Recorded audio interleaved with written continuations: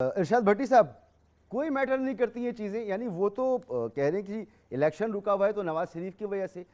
اہم ترین تعیناتی ہو تو اس میں نواز شریف سے مشورہ، اب وزیر اعظم کہتے ہیں کہ ان کے مشورے کے بغیر میں کوئی فیصلہ نہیں کرتا، تو ہم انہیں کہہ سکتے ہیں کہ نواز شریف صاحب غیر اہم ہیں، وہ پارٹی کے سربراہ بھی نہیں ہے، کچھ بھی کرتے پھریں سانو کی؟ نہیں، ہمیں تو بتایا گیا تھا کہ نواز شریف صاحب قائد اعظم ثانی ہیں، رہبر ہیں، قائد ہیں اور پاکستان کے امام خمینی ہیں۔ ہمیں تو بتایا گیا تھا کہ وہ اس دھرتی کے سپوت ہیں، دھرتی کے لیے تڑپ رہے ہیں، بس ڈاکٹروں نے ان کو روک رکھا ہے، جو ہی ان کو ڈاکٹر کہیں گے کہ آپ علاج کے قابل ہو جائیں، یعنی سفر کے مریم تو کہتی تھی یہاں گارنٹی ملے وہ دوسرے دن آ جائیں، سفر کے قابل ہو جائیں گے، جو ہی سفر کے قابل ہو جائیں تو آپ آ جائیں گے، وہ واپس آ جائیں گے۔ ہمیں تو بتایا گیا تھا کہ ابھی اس لندن سے نکلیں گے تو سیدھے آ کے لینڈ کریں گے ادھر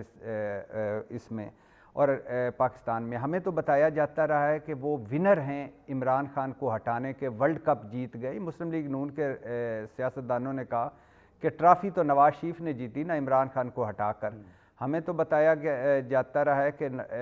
یعنی اور پتہ چلتا رہا ہے کہ 7 مہینوں میں 4 دفعہ شہباز شریف صاحب کابینہ کے ہمراہ وہاں پہنچ جاتے ہیں، اور ابھی بھی مسلم لیگ کے ساتھ آگے نون لگا ہوا ہے۔ نون کا مطلب نہ شہباز ہے نہ مریم ہے، نواز ہے، تو اس کا مطلب ہے مسلم لیگ نواز ہے۔ اور اب اگر مثال کے طور پہ آپ سوچئے کہ ان کو، میں چھوڑ دیجئے کیسز کیا ہیں، کون کیا کیسز، اب تو یقین ہی اٹھ گیا اس نظام انصاف پہ، لیکن چھوڑ دیجئے کیسز، اس وقت وہ عدالتوں کی نظر میں مفرور ہیں، مجرم ہیں۔